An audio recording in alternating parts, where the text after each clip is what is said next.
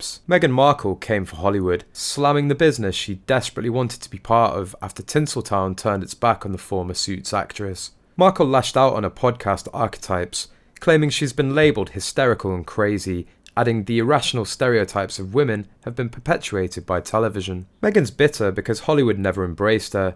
Even with Suits, she didn't commute back and forth the way almost everyone else did. She became a full-time resident of Toronto. So she makes her triumphant return to Hollywood, with an actual prince on her arm, and the worldwide name recognition that brought her and Hollywood was still not giving her the glory she thought she deserves.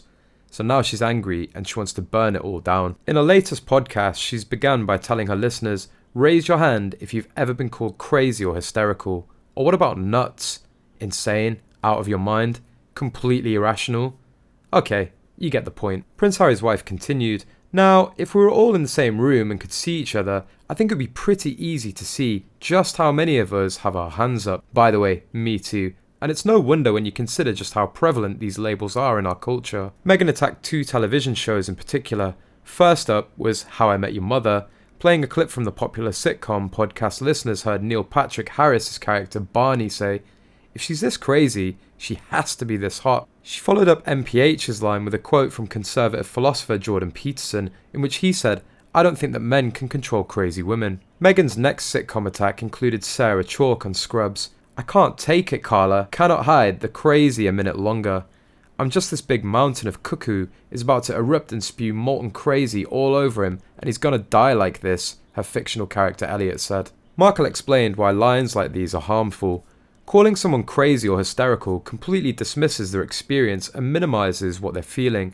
It keeps going to the point where anyone who's been labelled it enough times can be gaslit into thinking that they're actually unwell, or sometimes worse, to the point where real issues of all kinds get ignored. Well, that's not happening today. So Meghan has called out Jordan Peterson, Austin Powers, Kill Bill, and How I Met Your Mother for negative stereotypes. All of those being wildly popular, with massive fan bases amongst a broad group of people. Meghan is basically telling a very large swath of Americans that their beloved movies and shows are racist or sexist, but mostly because she refuses to call out shows like Deal or No Deal, which objectifies women, or Suits, a show in where her primary role was to be the overly sexuality's completely unprofessional vixen to a white man. She's increasingly losing Hollywood. Just last week, a studio head publicly advised her against attempting to instill a cancel culture in the entertainment industry. When is Hollywood finally going to come and cancel her? One Reddit user slammed Meghan for a shallow podcast. The user wrote, when normal people talk about their trials and suffering, they often cite how important their families are to them. This is kryptonite to Meg. She's nothing to follow up with, so she spends huge amounts of effort gaslighting the person into believing it actually wasn't their family that helped them. It was constantly contemplating their pain and chewing on the unfairness of it all. She constantly references movies, TV, books, as the things we get every idea we have about ourselves. This is her. She's gotten every idea about who she is outside herself. She has no awareness that many do not. Whenever she's having a conversation with someone, you can tell she's not connecting the same way others do.